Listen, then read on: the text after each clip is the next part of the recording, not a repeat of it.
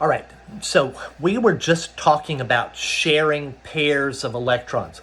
We were talking about covalent bonding, and we were talking about this molecule over here. And remember, we had said hydrogen, the two hydrogens have only one electron, and the water, it has 6 outer electron orbit electrons, and so it needs to share pairs of electrons. And we had said this pair right here can go from down here to up here, and this pair right here, another pair, can go from here to here, sharing pairs of electrons. I'm going to show you another example of covalent bonding, and it is this molecule we had called methane. And the formula for methane is CH4. What does that mean? That means 1 carbon and 4 hydrogens. And carbon has an atomic number of 6. And so that means you've got the 2 inner electrons, and that leaves 4. And so it needs 4 electrons. And so what does it do? 4 hydrogens, right? So we had said, oh, good grief, they're working in my bathroom. Let's see if the noise goes away soon. So anyway, good.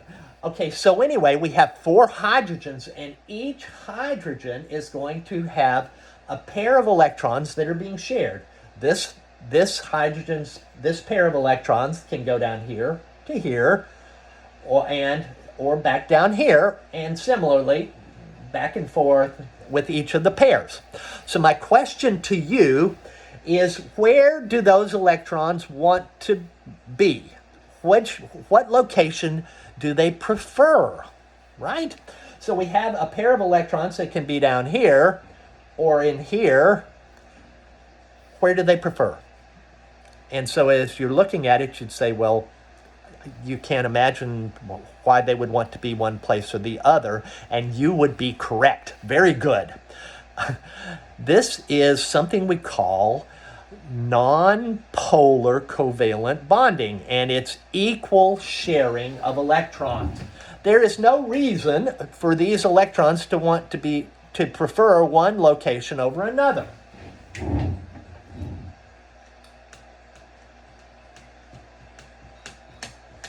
It's equal sharing.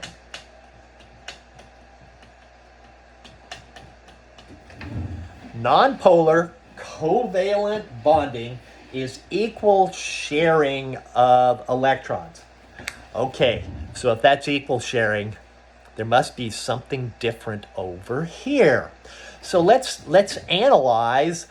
Again, we can almost think of it as desire. So over here, we had said we've got this pair of electrons, and they can either be down here or up here. And we have this pair of electrons. They can either be down here, this pair, down here, or up here. And I ask you the same question that I asked a minute ago. Where do they prefer?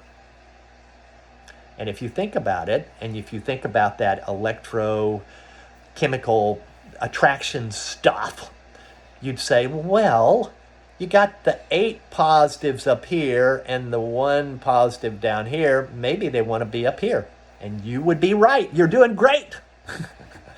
So what happens, because there's a difference in the charge, there's a whole lot more positive here than down here. You got your 8 up here and you got your 1 down here.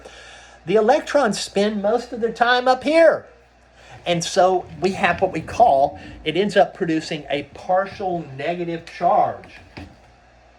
So it becomes partial negative here because the negatives, the electrons, are spending more time up here, and a partial positive down here and down here. This is what we call polar covalent, and it is unequal sharing.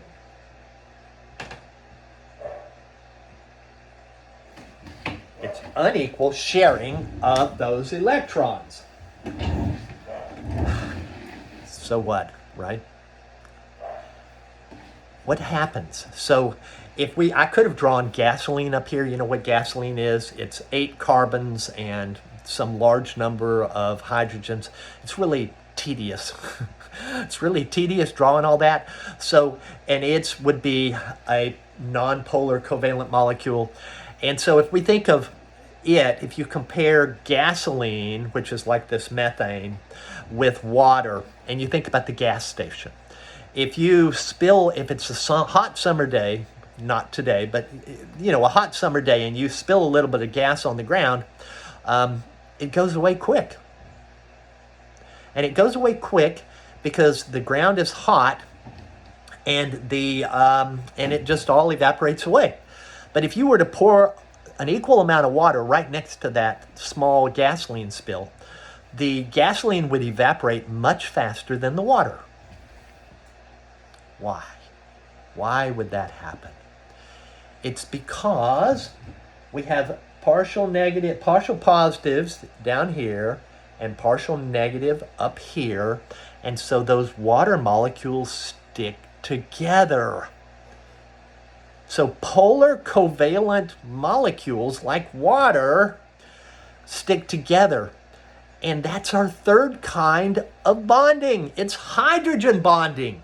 It's molecules, it's polar covalent molecules that have partial charges sticking together. Water beads up. Gasoline doesn't. If methane was a liquid, it's not, it's a gas, it would not bead up either. Gasoline doesn't bead up, it just spreads out. It has no attraction for itself. Water does. The attraction for yourself is hydrogen bonding. All right, so this is a little bit shorter set of videos and PowerPoints, but I got behind, and so I'm going to go on and stop right here and get these up there, and then we'll pick up properties of water. Now, in the next set of videos, the next PowerPoint. So I will post another set of PowerPoints on Tuesday, and we'll talk about properties of water. And these properties of water are largely produced by hydrogen bonding. All right. Make sure you watch these videos because you're not going to do well on those little quizzes otherwise, and you won't be ready for the big test when we start having them. All right. Talk to you later.